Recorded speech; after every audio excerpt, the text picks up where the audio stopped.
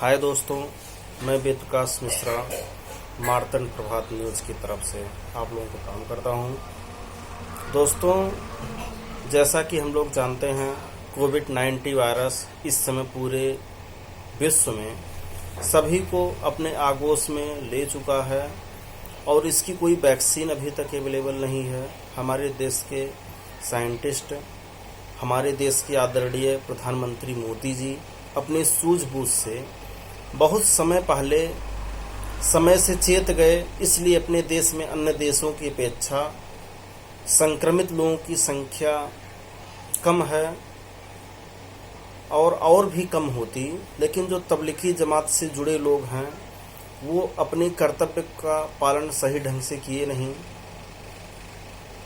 दोस्तों, सरकार आदरणीय मोदी जी, सीएम योगी जी ने अपना कार्य बहुत अच्छे ढंग से किया। हमारी आपकी सुरक्षा के लिए मेडिकल स्टाफ, पुलिस स्टाफ सब लोग लगे हुए हैं। दोस्तों, जैसा कि हम लोग जान रहे हैं कि लॉकडाउन उम्मीद है कि 20 तारीख से कुछ खुलने वाला है अपने प्रदेश में, कुछ ज़िलों में जहां पे कोविड-19 का कोई असर नहीं है।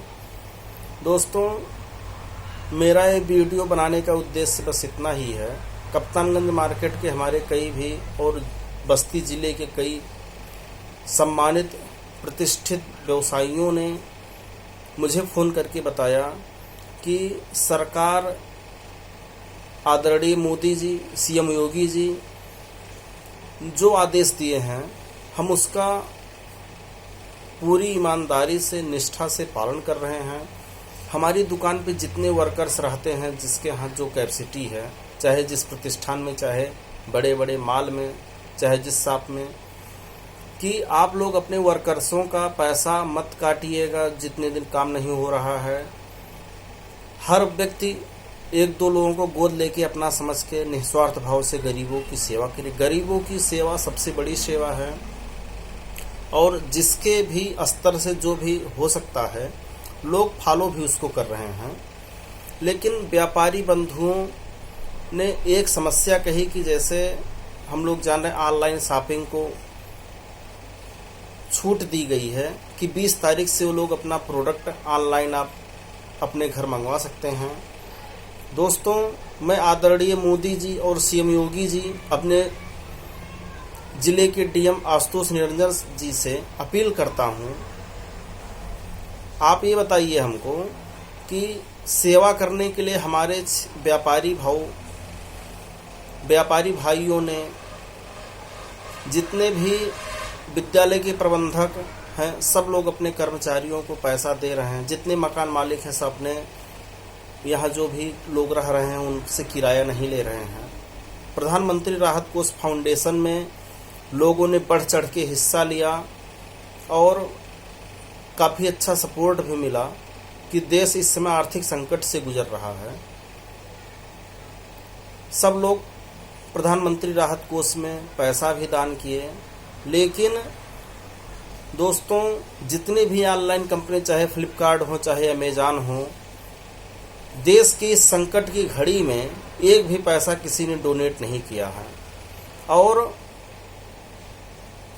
हमारे व्यापारी भाइयों ने, कई लोगों ने मुझे फ़ोन करके बताया कि सरकार का जो भी संदेश था हम लोगों ने उसको पूरा फॉलो किया। लेकिन सब व्यापारी इस उम्मीद से लॉकडाउन का पूरा पालन किए कि सबसे ज़रूरी हर व्यक्ति का अपने घर में सुरक्षित रहना।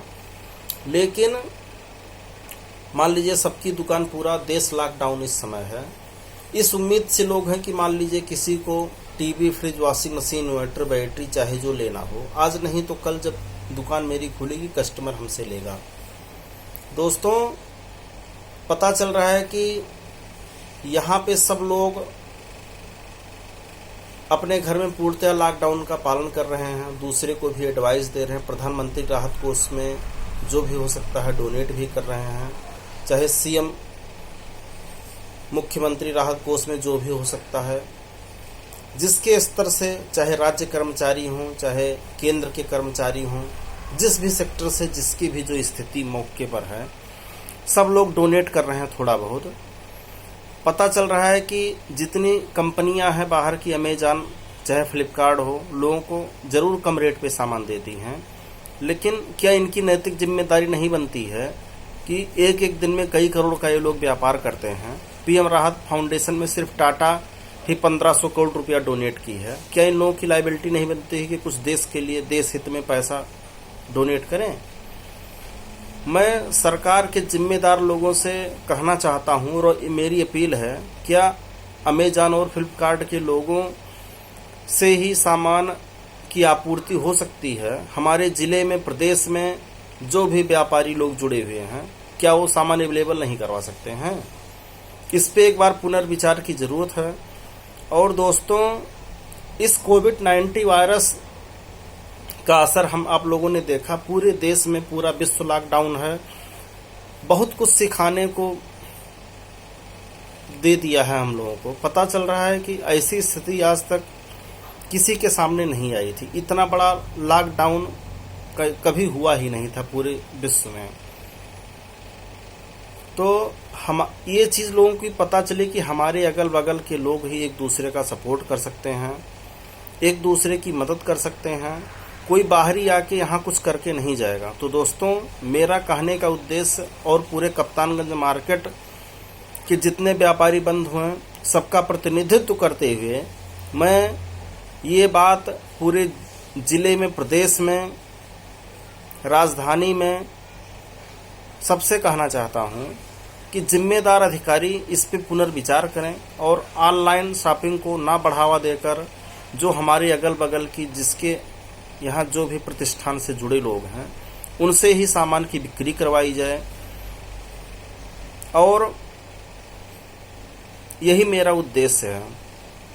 जहाँ तक भी मेरी बात पहुँच रही हो, जिस भी क्षेत्र से जो भी व्यापारी जुड़े हुए हों,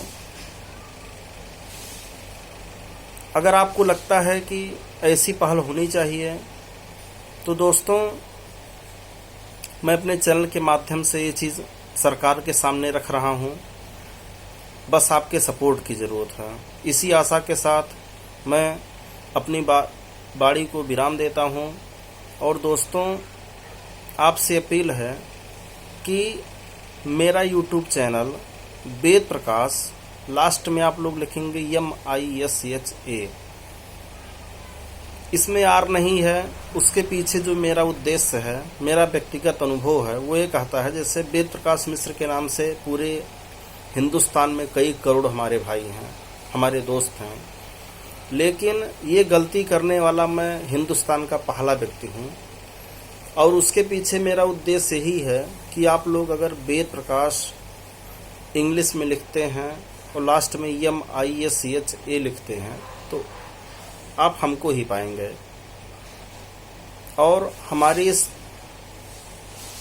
मार्तंड प्रभात न्यूज़ चैनल को भी आप लोग सब्सक्राइब करिए, अधिक से अधिक लाइक शेयर करिए। आपके क्षेत्र की जो भी समस्या हो, वीडियो बना के भेजिए। और आप अपने चैनल के माध्यम से मैं पूरी मदद करूंगा जो भी हो सकता है। बस ये हो कि सही चीज़ हो, कोई अपने व्यक्तिगत स्वार्थ में किसी को परेशान करने के लिए कोई काम ना करें।